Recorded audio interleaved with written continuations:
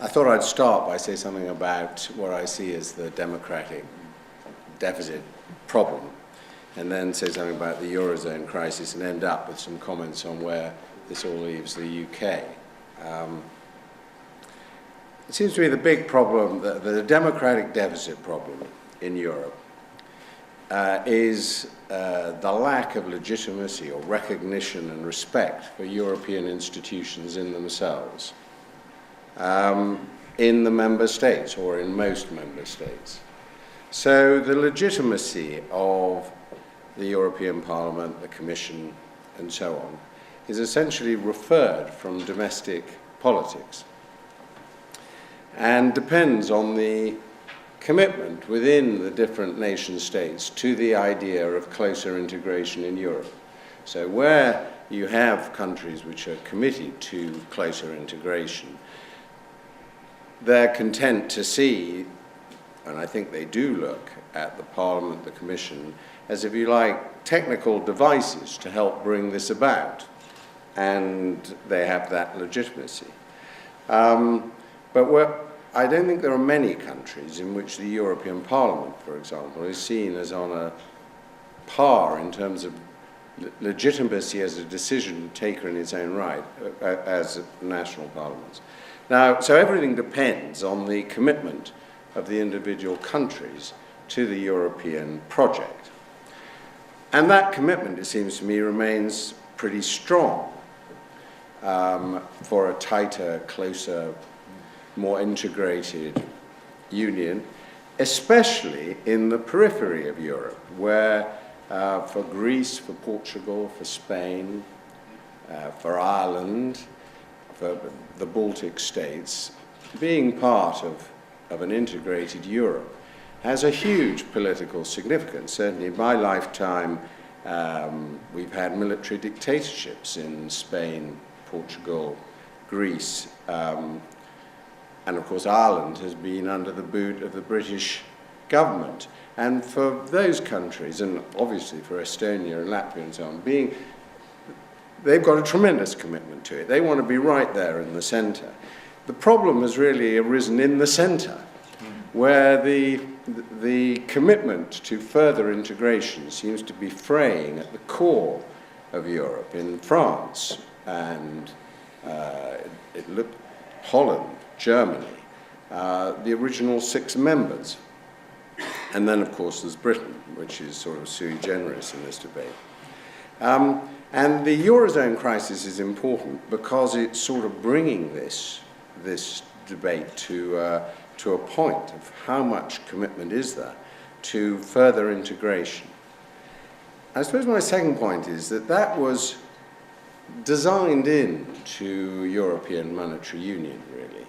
I mean, in part, EMU was a response to the failure of the ERM. It was an economic project, but it was always much more than that. It was a way of giving new life to the European project by the back door, if you like. By integrating the currencies, you would create new pressures for further political and fiscal integration.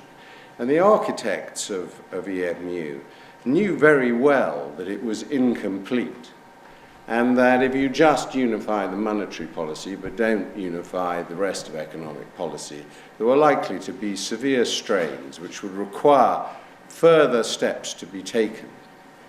And they assumed that when those strains arose, that further integration, further political steps towards a more political federation would occur. Well, for 10 years, nothing happened. We lived in a sort of fool's paradise, really, where it seemed, everyone could have the same low interest rates and there were no hard choices to be made. And really what's happened in the last 3 years with the Eurozone crisis is that the choice of whether we go forward and the Eurozone, goes forward into a tighter union with more centralisation of powers, or whether it fragments, has been brought to the point of decision. And it turns out that this is a much more closely balanced decision than I think the architects of the euro ever envisaged. The odd thing about the Eurozone crisis is that it is one of the very, very few problems in the world which could be solved by a summit meeting of leaders. If the decision was taken to mutualize the debts of the countries of the Eurozone, problem over. I mean, there'll be lots of other problems, but that problem will be over. The Eurozone as a whole hasn't got a particularly high debt. It hasn't got a particularly high deficit. It's broadly in balance on the current account with the rest of the world. It's a much better place than we are in the UK, or than the United States, for that matter. So if there was the political will to seize the moment and say, right, let's turn this from a monetary union into a true economic union with a common fiscal policy and so on, job done. Well, as you can see, over the last 3 years, there's a lot of agonizing going on in all parts of Europe about whether they want to take that step, and particularly in the center of Europe. Now, I still think the odds are that the Eurozone will pull together rather than fall apart. And the pieces of that, of the way they're going to do that, are now on the table. You've got the ECB, which is prepared to provide unlimited funding to governments and banks in the Eurozone. So there's no Soros moment. For those who are old enough to remember the early 90s, will remember famously the hedge funds, and particularly George Soros's hedge fund, sort of blew Britain out of the ERM and its established policy.